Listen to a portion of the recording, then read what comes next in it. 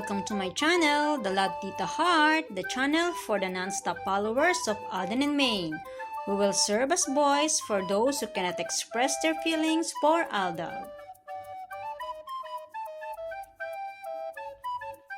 Kamusta po kayo mga ka-non-stop? Good day po sa inyong lahat. Bago po tayo tumungo sa kaganapan kay Alden and Maine, please subscribe and hit the notification bell para ma-notify po kayo sa mga bagong video na i-upload ko.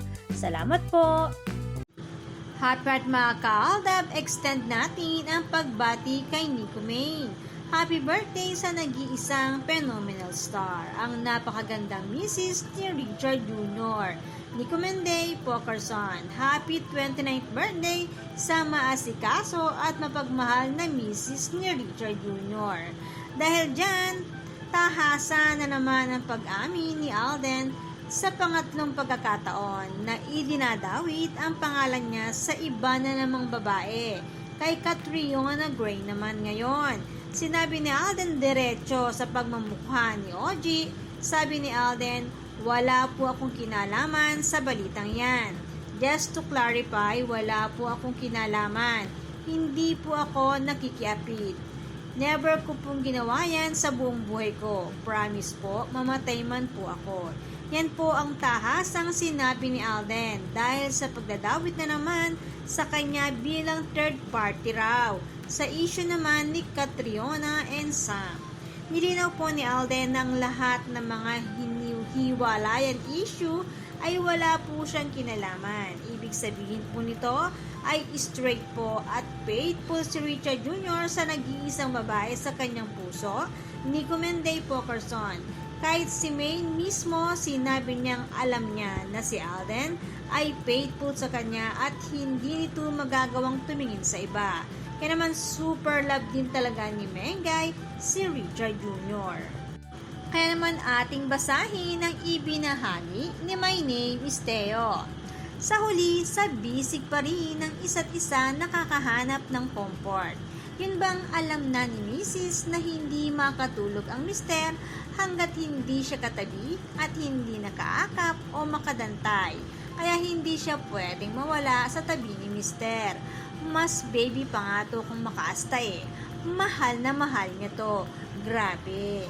Sa kwento na ito na kanyang ibinahagi, dama mo na ganito talaga ang mag-asawang Tisoy and Mengay, na alam at kabisado ang nais at hilig ni mister.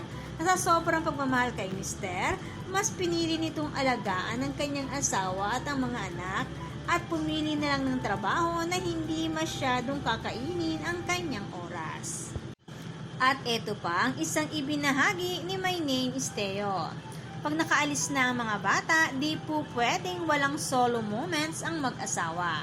Lalo na't di naka-eksena ang ama sa gabi. Never yang aalis nang di nakukuha ang gusto sa misis. Isasama pa niya ang misis sa trabaho pag alam niyang wala itong ibang commitment. Kasi only OA-ness siya pag andyan si misis. At sa kwento naman na ito na kanyang ibinahagi, matatandaan noong panahon na hindi masyadong busy si Alden at si Maine ang busy dahil sa hashtag Mingos. Laging namamataan si Alden sa mga taping ni Maine at may pagkakataon pa na sa Subic ang taping ni Maine kasama nito ang buong pamilya, ang kanyang Mr. Richard Jr. kasama si Baby Seb or si Baby Theo at si Baby Playmate or si Chin, pati na si Yaya Pepe at Tita April at ang larawan na ito ay ibinahagi ni Daddy Bay. Bali dalawa pa lang ang kasama nilang anak dito at isinama rin ni Maine si Alden sa birthday ni Chamito noon, year 2021. At kapag si Alden naman ang busy at si Maine naman ang may free time, siya naman ang sumasama sa taping ni Alden, katulad ng taping sa The World Between Us. Ito ang mga bagay na maalaala mo at nagpapatunay sa kwentong ito ni My Name is Theo. Samantala, ang naganap sa Eastwood City Walk of Fame last March 6 na co-produced by Myriad Corporation ay mapapanood sa GTV March 16 at 6:30 to 8:30 p.m. parte si CEO Alden Richards sa pag-produce at pag-organize ng event na ito. Sabi nga niya, after ng shooting, diretso naman siya sa event kung saan may mga naganap ding interview with Alden Richards. Samantala, RIP kay Miss Jacqueline Jose, ang isa sa mga itinuturing ni Alden bilang isang ina sa mundo ng showbiz. Sabi nga ni Alden sa eulogy sa wake ni Miss Jacqueline Jose, "Tita Jane, pakihilaw na lang ako sa nanay ko dyan. Naulila na naman po ako ulit." Ang malungkot na sinabi ni Alden. Si Miss Jacqueline ay itinuturing din na isa sa nakakaalam sa love story ni Alden sa pagiging super close ng dalawa. Masasabing marami naman talaga ang nakakaalam sa katotohanan sa totoong relasyon nila Alden and Maine sa mundo ng showbiz. Kaya nga ibinahagi ng saksi at nakarinig na hinahanap si Maine kay Alden ni Gabby Eigenman at ni Chef Boy Logro sa naturang wake ni Miss Jacqueline. Simple lang. Siyempre, kapag alam na asawa mo, hahanapin sa'yo kung nasaan at bakit hindi mo kasama. Ang unang tanong sa mga nakakakilala ng lubos sa isang tao. Samantala, dahil pinatungtong na ng tuluyan si Akla sa naturang celebration sa kaarawan ni May, na sa buong akala nila ay makapagpapataas ng kanilang ratings, ang resulta po ay pareho lang sa nakaraang ratings nila ng February 24, 2024, 4.7. Ratings nila ng March 2 kung saan guest si Akla ay 4.7 din. Hindi gumalaw. Ang nangunguna pa rin ay ang It's Showtime. Lumalabas lang na hindi effective ang mga sarswela nila para marating ang ratings ng Aldab na 50.8 dahil kasama nila ang fandom ng Aldab Nation and True-Blooded Aldab Nation. Grabe ang ibinaba ng ratings ng Itbulaga.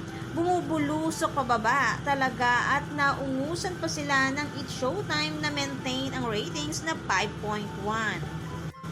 Biruin mo, 50.8 noon, bagsak ngayon sa 4.7. Ang laking lugi nito. Dito pa lang kita mo na ang laki ng ibinagsak nila. Iba talaga ang katotohanan versus kasinungalingan. Dama pa rin ng tao ang genuine laban sa fake. Masasabing damang-dama ng fandom ng Aldab Nation and True-Blooded Aldab Nation kung totoong si Maine ang nakikita at napapanood nila. Dagdag pa ang pagkakabuking kay Cloney, kaya todo pasabog pa rin ang ginagawa ng mga sarswelista para pabagsakin ng fandom. Kaya lang, ang mga pasabog nila ay puro support. Laging booking ng fandom. Aminin man o hindi, wale ang mga pasabog nila. Iisa lang ang katapat ng mga sarswelista. Isang napakalaking halakhak galing sa fandom ng Aldab Nation and True-Blooded Aldab Nation. Kaya naman, good vibes lang po tayo magka-non-stop. Salamat po sa lahat ng nag-comments at sa lahat po ng buong pusong nagmamahal at sumusuporta kay Alden and Maine. Salamat po sa lahat ng subscribers. Shout out po sa inyong lahat. Thanks and God bless everyone! Salamat po sa lahat ng comment. Shout out po sa inyong lahat. Sorry po, hindi ko na po kayo iisa-isahin. Sobrang dami po ninyo. Patunay lamang po ito na talagang lumalakas lalo at sumisigla ang buong fandom sa ganitong pagkakataon. Salamat po sa inyong lahat. Aldab lang ang malakas. Hangad ko po ang magandang kalusugan para po sa inyong lahat. Salamat po Aldab Nation and True-Blooded Aldab Nation. Thanks, stay safe, and God bless everyone!